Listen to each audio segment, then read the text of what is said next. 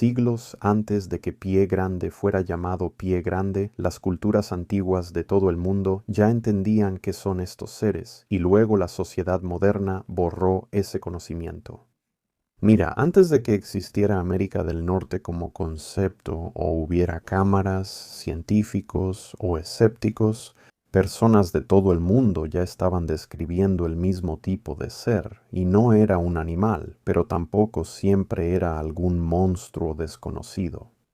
Como estás a punto de ver, los antiguos describían a una especie de persona cubierta de pelo, viviendo fuera de la civilización, evitando a los humanos comunes. Lo más inquietante es que estas culturas no tenían contacto entre sí.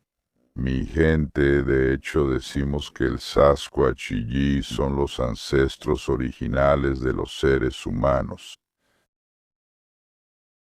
Cuando comencé esta investigación, no estaba buscando mitología antigua, estaba investigando evidencia física, huellas, comportamientos, patrones. Pero mientras más profundizaba, más me daba cuenta de algo que, sinceramente, era bastante incómodo. Lo que los investigadores modernos están luchando por entender, las culturas antiguas ya lo reconocían. Cuando entiendes lo que ellos sabían sobre Sasquatch, ya no puedes ignorarlo. Es comportamiento, no creencia. Como dije, no empecé todo este viaje tratando de probar nada antiguo. No buscaba mitología ni significados ocultos, solo quería entender el comportamiento actual de Pie Grande. Luego, eventualmente, pasé a las cosas que no tienen sentido, al menos no en papel, como huellas que de repente se detienen. ¿Por qué los encuentros tienden a sentirse intencionales? ¿Por qué la gente reporta constantemente sentir que los están observando, a menudo sin ver realmente nada? ¿Por qué estos seres parecen mantenerse siempre fuera de alcance? Tras mi primer encuentro, supe que Pie Grande existía, y, comprensiblemente, asumí entonces que debían comportarse como criaturas biológicas normales, con instinto, no con verdadera inteligencia, previsibilidad, algo que tuviera sentido científico. Pero mientras más investigaba, menos sentido tenía todo. Así que empecé a ir hacia atrás, no exactamente en las leyendas, sino en la historia, en los primeros registros que tenemos de personas describiendo encuentros con estos seres. Al principio, para ser honesto, básicamente esperaba folclore vago, historias simbólicas, relatos de fogata muy exagerados. Pero eso no fue lo que encontré fue algo mucho más específico. Mira, en todos lados donde buscaba, lo mismo seguía ocurriendo una y otra vez. Estos seres eran conocidos y reconocidos por docenas de culturas antiguas alrededor del mundo, pero no los describían como animales. Ni de cerca, y al principio, sinceramente, eso me tomó por sorpresa. Digo, piénsalo. Si las culturas antiguas solo estuvieran viendo algún simio no descubierto, lo habrían agrupado con osos, lobos y otros animales salvajes peligrosos conocidos. Pero no lo hicieron, ni en Norteamérica, ni en China, ni en Australia, ni en África, ni en las islas del Pacífico. En cambio, usaron palabras que se traducen como gente del bosque, gente peluda, gente de la montaña, gente salvaje, personas. Fue más o menos en ese momento cuando me topé con algo que cambió por completo la forma en que veo el fenómeno del Sasquatch. El Sasquatch que ya no quiere relacionarse con los humanos. Y también decimos que cuando empezaron a reaparecer y mostrarse y comenzaron a comunicarse con los seres humanos de nuevo, que es lo que de hecho están haciendo ahora, decimos que ciertas personas seleccionadas están siendo tocadas por el espíritu y los Sasquatch están siendo guiados hacia ellas para darles mensajes especiales. Mira, muchas culturas tradicionales no dividían el mundo solo en humanos y animales. Había una tercera categoría. Los antropólogos de hecho tienen un término para esto. Los llaman personas que no son humanas. Mucha gente oye esa frase y piensa que es palabrería académica, pero en realidad es una idea simple. En muchas cosmovisiones indígenas antiguas, la condición de persona no se limita a un ser humano que vive en una aldea. La condición de persona es una categoría para cualquier cosa que tenga agencia, cualquier cosa capaz de tomar decisiones conscientes, cualquier cosa que pueda decidir inteligentemente observarte, evitarte, probarte o advertirte.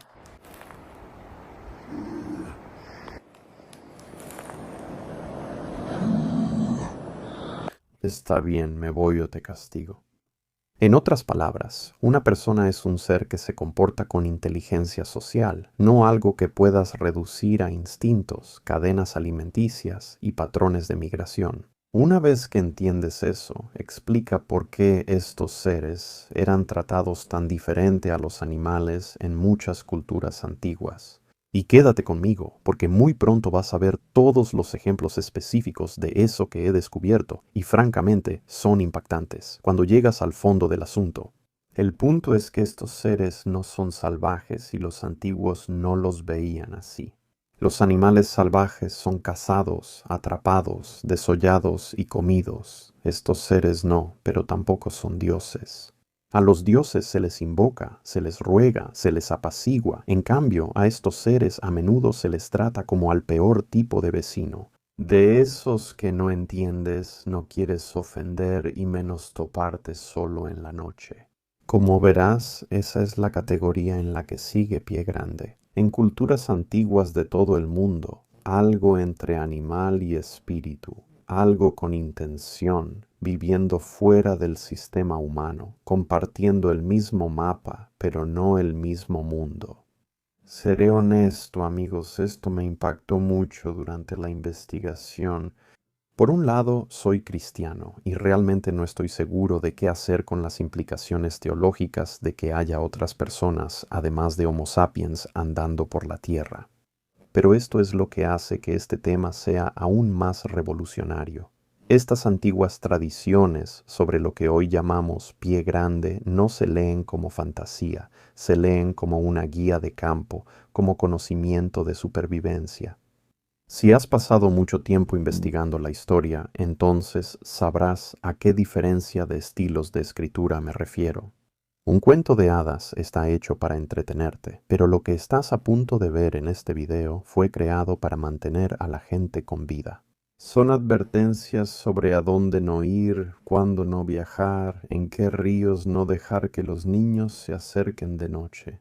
¿Por qué los cazadores nunca acampaban en ciertos valles? ¿Por qué grupos enteros de la antigüedad abandonaban una zona si encontraban las señales equivocadas? Porque el objetivo no era contar una historia entretenida o aterradora para mantener a los niños bajo control, el objetivo era este límite. Estas culturas antiguas de todo el mundo trazaban un mapa invisible sobre el paisaje.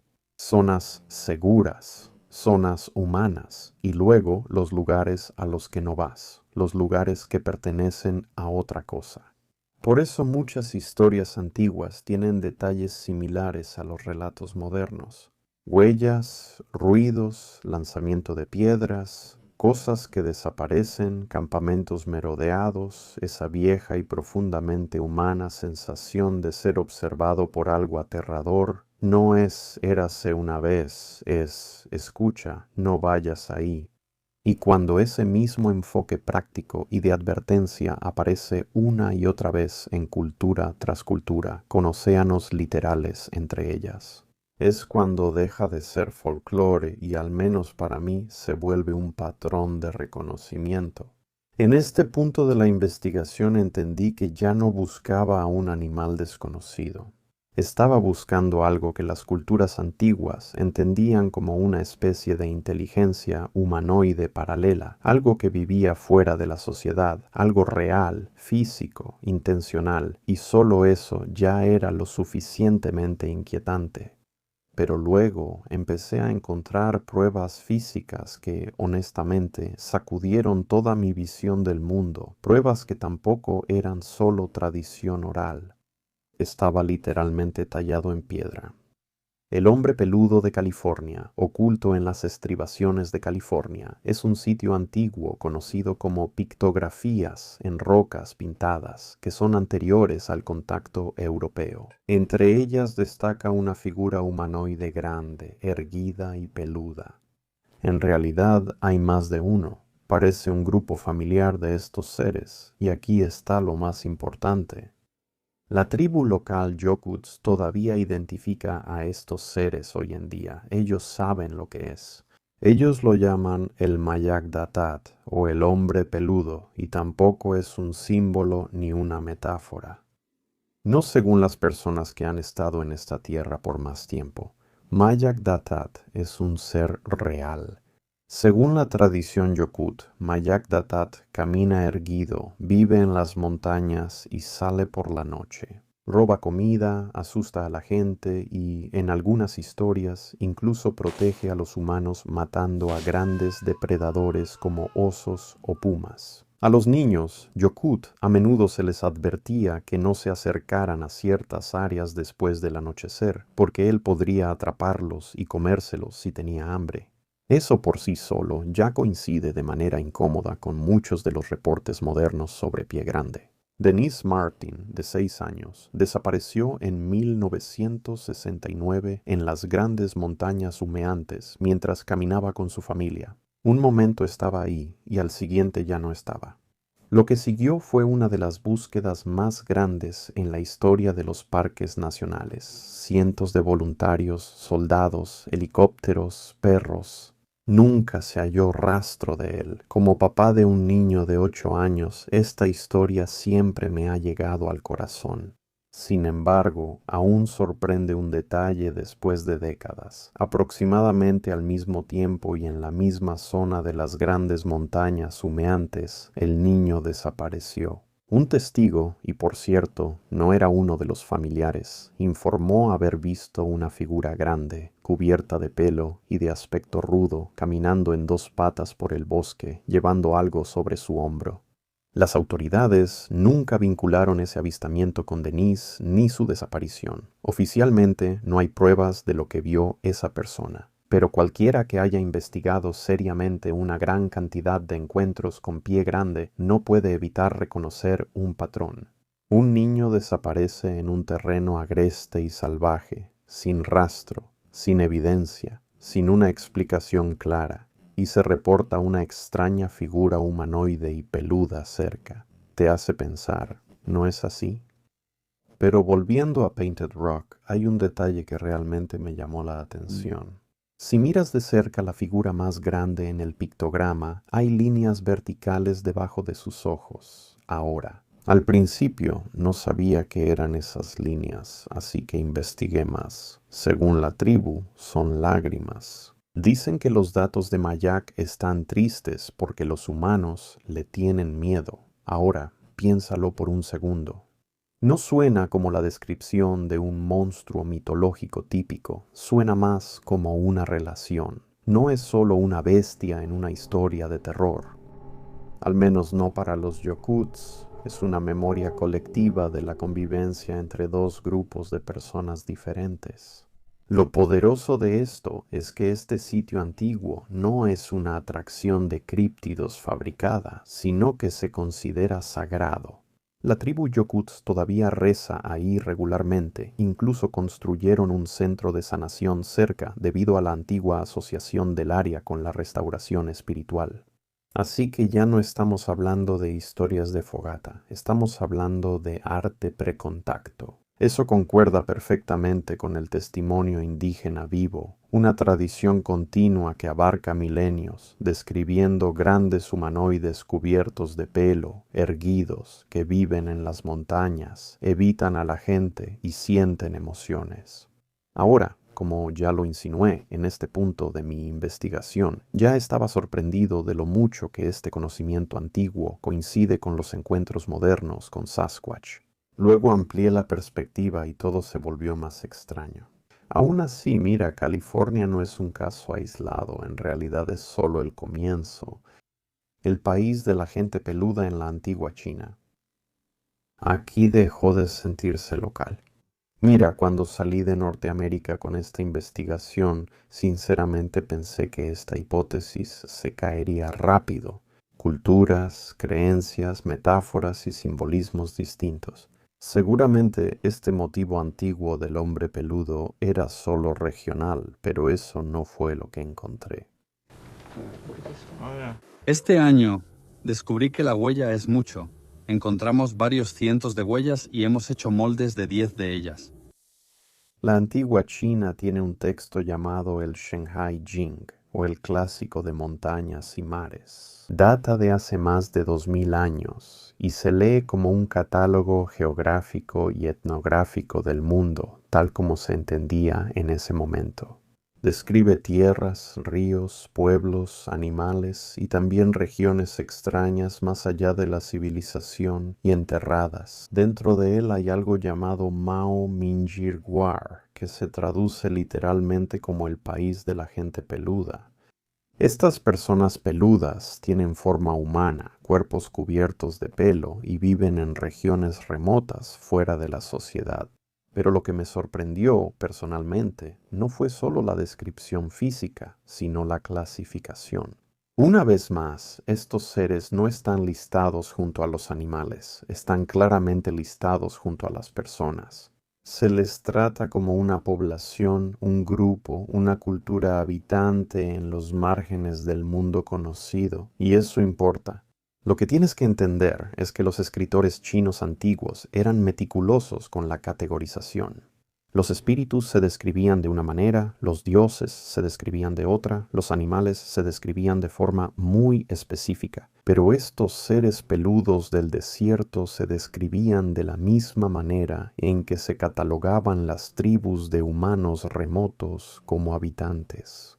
Y una vez más vemos el mismo patrón, erguidos, cubiertos de pelo, viviendo fuera de la civilización, difíciles de acercarse y, quizás lo más importante, tratados como reales por los antiguos. Un continente diferente al de Painted Rock, pero claramente de la misma categoría. En este punto comencé a sentir genuinamente que estaba rodeando algo mucho más grande que solo Pie Grande.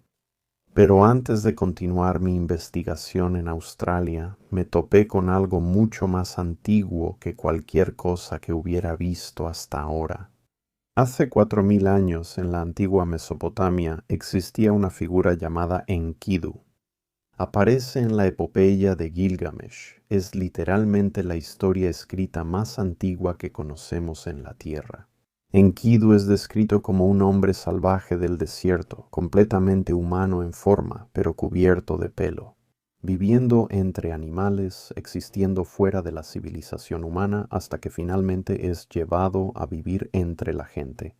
Lo que más me llamó la atención no fue el arco argumental de Enkidu en este relato épico. Es el hecho de que, hace tanto tiempo, de nuevo, hace más de 4 milenios, los escritores ya tenían claramente el concepto de un hombre salvaje y peludo que vivía apartado de la civilización, pero que no era un animal ni un dios.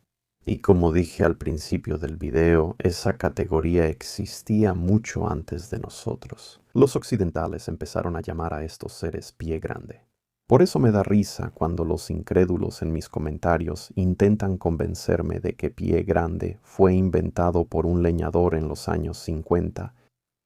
No exactamente, de todos modos. Luego, en mi investigación, me encontré con Australia, los hombres peludos de Australia. Australia rápidamente destruyó cualquier idea que me quedaba de que esto era solo cosa del hemisferio norte. En lo que he estado investigando durante 50 años fue un yaoi, todo comenzó con un yaoi. Primero, yo era un chico de 14 años que creía, como mucha gente cree hoy en día, que estábamos tratando con algún tipo de criatura grande parecida a un simio o un primate, homínido o neomínido, de todos modos. Y a medida que obtenía más información de las personas sobre la forma en que caminan, la forma en que se supone que corren, pronto me di cuenta de que nunca ves a los gorilas corriendo. Y ciertamente no conocemos ningún simio que pueda imitar a un humano de esa manera, así que estábamos tratando con algún tipo de humano primitivo. Pero, ¿qué era?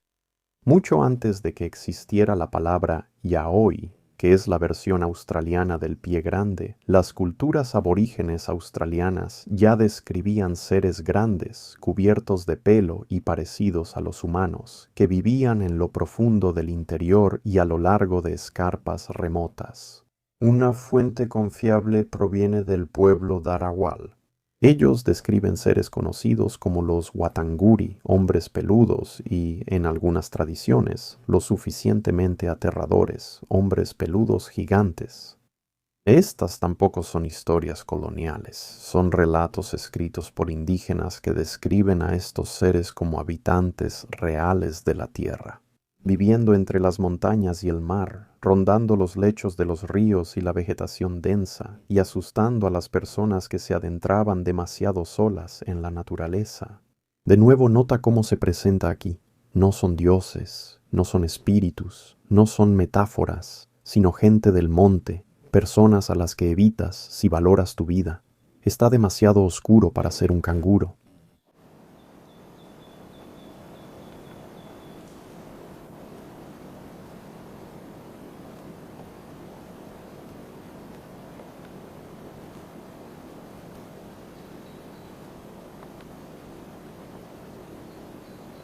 Ese patrón se repite en toda Australia con distintos nombres según la región. No es solo una criatura, sino múltiples tradiciones locales que describen la misma categoría de ser, erguido, cubierto de pelo, más fuerte que los humanos, viviendo fuera de los asentamientos. Mientras investigaba, la consistencia de todo esto comenzaba a parecerme inquietante. Estamos hablando de culturas antiguas, separadas por océanos, sin contacto, sin mitología compartida y, ciertamente, sin ninguna forma que sepamos de influenciarse entre sí. Sin embargo, todos describen al mismo ser. Aquí pude haber detenido mi investigación y aún así tendría un caso sólido. Pero luego llegué a mi país natal, el norte de Canadá, y fue entonces cuando esta extrañeza creciente se volvió personal, cuando campamentos enteros huyeron del norte de Canadá. Agrega algo importante a este panorama, porque aquí las historias no son solo poéticas o simbólicas, son prácticas, básicamente son guías de supervivencia.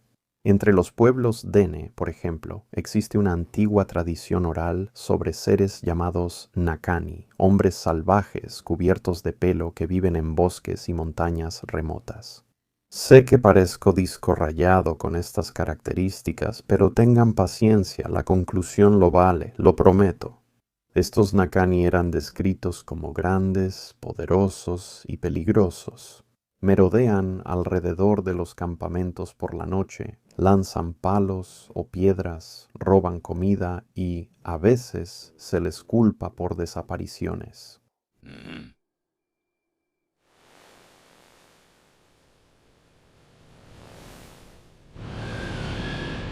Pero una vez más, lo que realmente me llamó la atención no fueron solo las descripciones físicas, sino la reacción de las personas que registraron este conocimiento.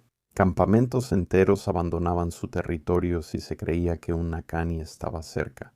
Las familias huían a islas en lagos o se mudaban a kilómetros de distancia en lugar de quedarse. Las personas no cambian su vida por simples cuentos de hadas. Fuera lo que fuera, fue tan real que cambió sus patrones de migración.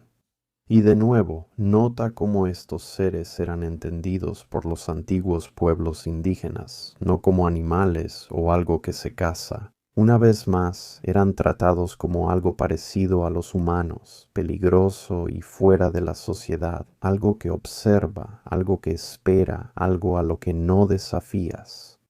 Para este momento, claramente veía los mismos rasgos de comportamiento repetidos en diferentes culturas en sus relatos sobre estos seres. Movimiento nocturno, evita la confrontación directa y acosa indirectamente.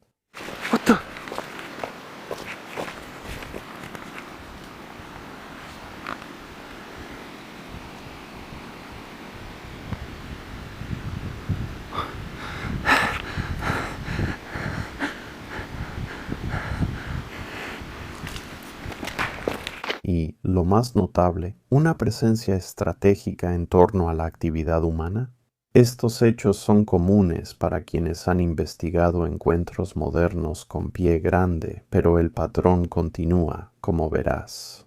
Todo esto me dio curiosidad sobre cómo estos seres aparecen en otras culturas antiguas, incluso más alejadas de Norteamérica.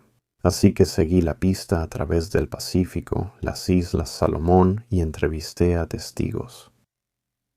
Las Islas Salomón son particularmente interesantes porque no solo tienen antiguas tradiciones orales transmitidas en términos vagos. De hecho, tenemos documentación occidental temprana vinculada a lugares y personas específicas. A finales de 1800, por ejemplo, un oficial naval británico llamado H.B. Guppy pasó años en las Islas Salomón. Mientras estuvo allí, los jefes locales le contaron sobre hombres salvajes que vivían en lo profundo de los bosques interiores, no animales, sino, una vez más, hombres salvajes, y de manera inquietante. De manera similar a las otras culturas que hemos explorado, los nativos de las Islas Salomón describieron seres humanoides cubiertos de pelo que evitaban las aldeas. Vivían en zonas selváticas montañosas y era peligroso acercarse. H.B. Guppy era muy preciso. Él no solo registró estas historias, también anotó ubicaciones específicas, nombró islas en particular e incluso documentó relatos de que uno de estos seres fue capturado y luego escapó. Pero lo que realmente refleja el fenómeno del pie grande de hoy en día es cómo se interpretó todo esto en ese momento. Esto debería resultarte muy familiar a estas alturas. Los lugareños eran muy claros sobre con qué estaban tratando, algo parecido a un humano, pero no completamente humano. Es uno muy grande que también puede volverse invisible. Pueden cargar troncos muy pesados y derribar árboles y cosas así. Incluso a los humanos, pueden cargar a los humanos con sus pertenencias y llevarlos a las montañas, esos mantos muy empinados. Los europeos, en cambio, casi de inmediato intentaron minimizar estas historias. Ellos supusieron que los nativos hablaban de un simio desconocido o un animal mal identificado. La atención actual, quienes hemos tenido experiencias, incluyéndome, afirmamos que esto no es fauna normal. Los forasteros y académicos de escritorio insisten en eso, es una batalla constante. Pero en las Islas Salomón este es el último clavo en ese pensamiento despectivo. Las antiguas culturas melanesias ni siquiera conocían ni creían en los simios antropoides, simplemente no formaban parte de su visión del mundo. En lo que sí creían y observaban eran personas salvajes, seres que se parecían bastante a los humanos, vivían aparte y ocupaban partes prohibidas del bosque. Esa distinción importa mucho porque de nuevo vemos que este patrón surge de forma independiente, algo incómodamente cercano. A esta altura la extensión geográfica ya sorprendía, pero había un detalle oculto en las tradiciones de Centroamérica que conectaba todo de una manera realmente intrigante y aterradora. Pies al revés y desaparecer. En Centroamérica hay un ser llamado Sisímite. Variaciones de la historia aparecen en Belice, Honduras, Guatemala y Nicaragua. Este ser se describe como alto, cubierto de pelo e increíblemente fuerte. En las tradiciones mayas y centroamericanas, el Sisímite es visto como una amenaza en la naturaleza. Es un ser físico que vive en cuevas, merodea la selva y a veces secuestra a personas que se adentran demasiado en la maleza. Los primeros cronistas españoles registraron el temor indígena hacia estos seres de la misma manera en que registraron el miedo a los jaguares o a tribus hostiles. No como mitología, sino como una amenaza real que ocupaba un territorio específico. Pero este detalle sí me dejó helado.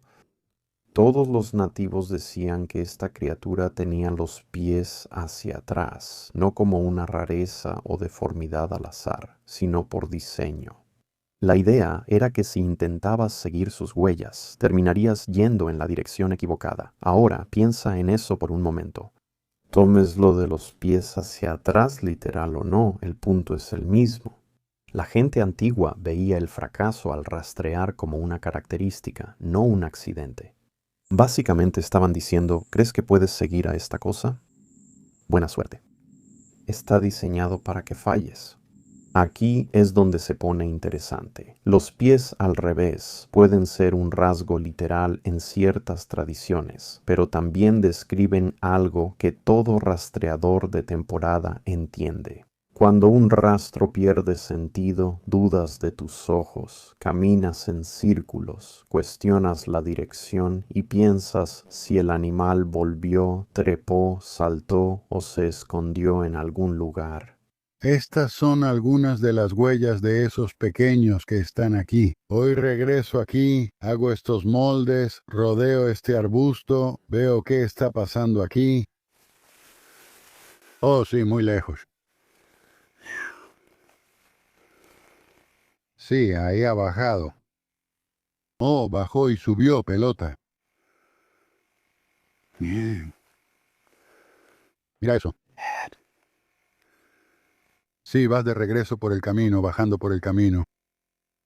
Quizás solo te pierdes de algo obvio. Escucho ramas quebrarse y más.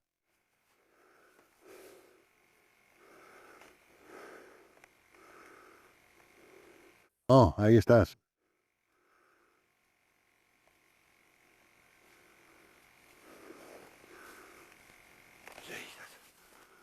No solo pierdes el sendero, el mismo sendero empieza a jugar contigo.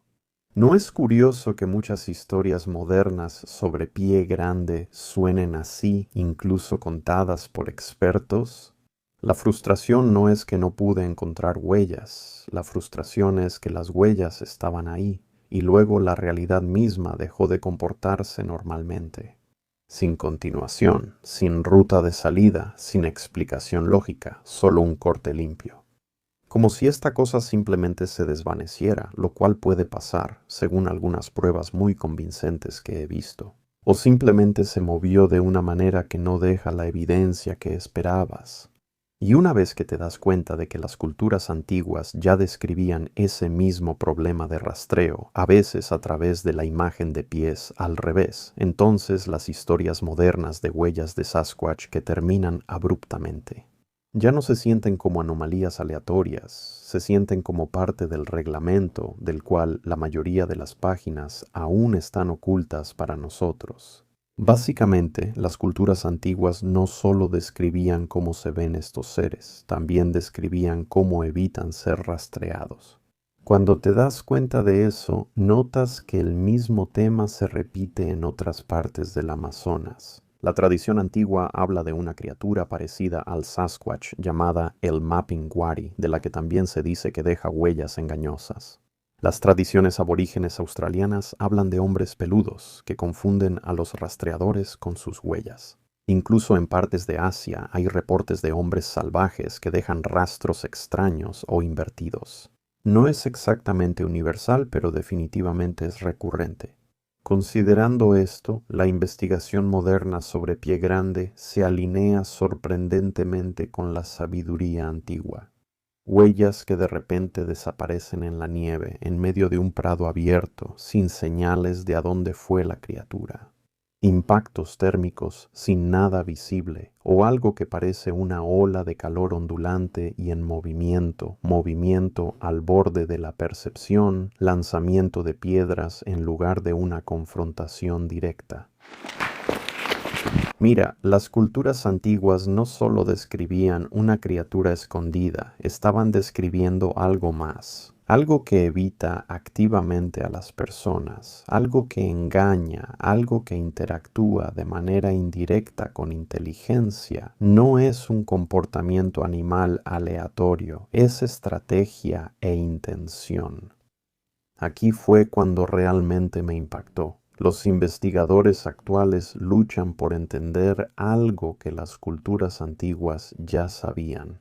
Estos seres no quieren ser rastreados ni encontrados, y lo han perfeccionado por mucho tiempo. Una vez que entendí eso, había un último hilo histórico que lo conectaba todo, y viene de la tierra donde nació la vida humana moderna, África. Hay un lugar donde el conocimiento indígena sobre los seres del bosque fue una vez ridiculizado hasta que la ciencia lo alcanzó, cuando se demostró que el conocimiento local era correcto. África suma una pieza clave al rompecabezas del Sasquatch, imposible de ignorar si te importa la credibilidad. En África Oriental, Tanto los pueblos indígenas como los observadores europeos reportaron encuentros con pequeños humanoides erguidos y cubiertos de pelo llamados agogwe, que no eran gorilas ni chimpancés. Se describieron como bípedos, humanoides y muy escurridizos. Existen tradiciones similares en Madagascar, donde seres del bosque llamados Kalanoro eran temidos como verdaderos habitantes de la naturaleza, capaces de causar daño físico. Como era de esperarse, estas historias hoy en día suelen ser descartadas como cuentos de hadas. No es la primera vez que esa desestimación injusta se dirige a los pueblos indígenas. Durante generaciones, las personas que vivían en los bosques de África Central y Occidental les contaron a los europeos visitantes sobre seres grandes, poderosos y cubiertos de pelo, peligrosos, que vivían en lugares a los que los humanos no iban. Por supuesto, los primeros exploradores lo consideraron superstición o exageración de los nativos.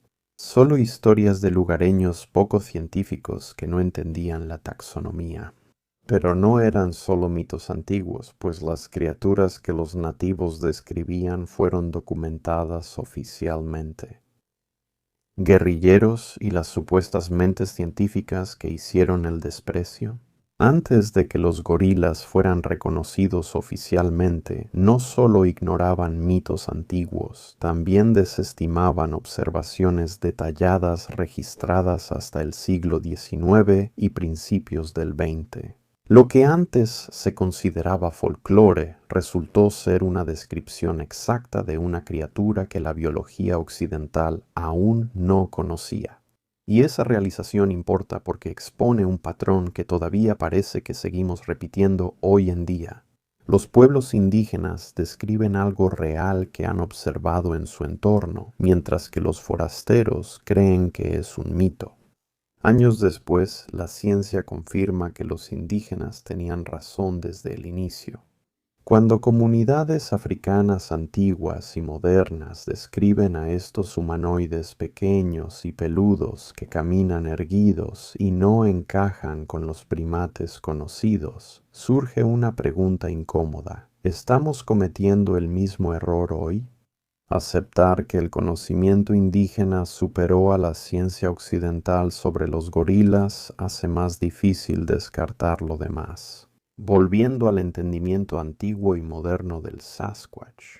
Solo para recapitular, hasta este punto tenía material de Norteamérica, la antigua China, Australia, las islas del Pacífico, Centroamérica y África.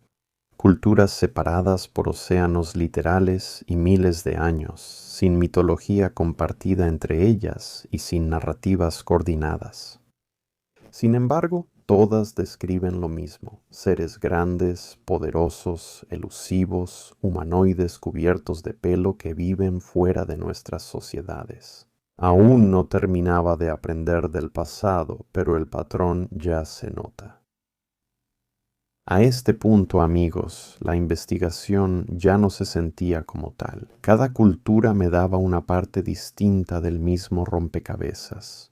No eran iguales, pero tenían los mismos rasgos principales, repitiéndose constantemente. Los mismos seres ocupando ese extraño límite entre la civilización humana y la naturaleza salvaje. Casi me da pena repetirlo otra vez a estas alturas, pero lo haré de todos modos. Estas culturas antiguas no estaban describiendo a un simio desconocido, estaban describiendo un paralelo, personas. Ahora, mira, entiendo por qué. La hipótesis del simio no descubierto es cómoda para las personas que intentan entender qué es Sasquatch. Mantiene todo ordenadamente dentro de la caja de la biología, pero el problema es que los animales no se comportan como lo describieron los antiguos. Los animales no muestran un patrón global de ser tratados como personas, y los animales no generan repetidamente las mismas anomalías extrañas en rastros a través de culturas y entornos muy diferentes. Si esto fuera solo algún simio esquivo y no descubierto, y nada más, esperarías un perfil animal consistente, rastros normales, muertes normales, guaridas normales y consistentes, una población normal y rastreable. En cambio, lo que ves una y otra vez es inteligencia basada en la evasión. Seres que observan a menudo sin ser vistos. Una presencia que se revela lo suficiente como para ser sentida, pero luego se retira. Así no se comportan los osos ni los lobos, y tampoco los primates conocidos. Así se comporta un forastero inteligente. Entonces verás, cuando las culturas antiguas describen a estos seres como otro pueblo, eso no es solo un lenguaje poético o metafórico. Podría ser simplemente la clasificación más precisa que alguien haya dado jamás a estos seres. Y sinceramente, para mí, esto explica muchas cosas. Explica por qué no hay cuerpos reconocidos oficialmente, por qué los encuentros se sienten deliberados. Porque Sasquatch claramente existe según la abrumadora cantidad de pruebas y, sin embargo, no parece integrarse en el ecosistema. ¿Cómo lo hacen, por ejemplo, los osos o los lobos? ¿Por qué a menudo lanzan piedras en lugar de atacar directamente? Yo mismo he experimentado esto, como muchos de ustedes. ¿Por qué engañan a los rastreadores tan fácil y consistentemente? ¿Por qué se mantienen al borde de la percepción humana? Miren, esto no es fauna salvaje al azar, esto es algo que está gestionando activamente su exposición a nosotros. Y ese descubrimiento lo cambia todo, porque entonces la pregunta sobre Pie Grande deja de ser ¿dónde está el cuerpo? Y se vuelve mucho más inquietante. ¿Cómo es que una población humanoide inteligente pero primitiva evita a la sociedad humana durante miles de años? Mi respuesta actual se inclina hacia lo paranormal, lo interdimensional, ese tipo de explicación que hace que los críticos de sillón pongan los ojos en blanco, al menos hasta que ven su primera esfera. Esto no es un problema de biología, es un problema de comportamiento, y las culturas antiguas ya nos dieron la respuesta. Reflexiones finales. No inicié este viaje creyendo en esas tonterías marginales. Empecé con huellas, con grabaciones, con evidencia física. Yo quería biología, quería algo concreto que encajara perfectamente en la caja que había construido en mi mente, algo que pudiera medir y catalogar. Pero mientras más me adentraba en el lado físico de esto, más me topaba con una pared. Huellas que solo terminan, encuentros que parecen intencionales, pruebas que duran lo suficiente para notarse y luego desaparecen. Esto me llevó a lo que cubre este video, conocimientos antiguos que coinciden con anomalías modernas de forma inesperada, al menos para mí. No abandoné la ciencia ni la evidencia física. La ciencia y la evidencia física me llevaron aquí. Me empujaron hacia la historia y ahí es donde aprendí. Lo que acabo de compartir contigo es que durante miles de años los humanos en todo el mundo han estado diciendo lo mismo en diferentes idiomas. Hay otros allá afuera, se parecen a nosotros, pero son diferentes, viven aparte. Y ese conocimiento no vino de los libros, vino de la experiencia y quizá esa sea la parte más incómoda de todo esto. Si tenían razón, Pie Grande no es solo un misterio, sino una presencia que siempre ha estado aquí, observando, evitando y esperando a que aquellos de nosotros con la mente abierta finalmente lo entendamos. ¿Qué piensan, chicos? ¿La historia puede revelar el secreto de Pie Grande? Creo que sí puede, y ya lo hizo. Como siempre, me gustaría conocer sus ideas, teorías y experiencias sobre este intrigante tema del Sasquatch. Si te gustó el video, dale like, compártelo y suscríbete a Cabaña en el Bosque. Y si quieres apoyarme aún más en esta investigación continua, considera suscribirte a mi Patreon, donde tendrás acceso exclusivo a mí, así como a beneficios y contenido exclusivos. Sin presión, solo agradezco que estén aquí y espero verlos en el próximo video.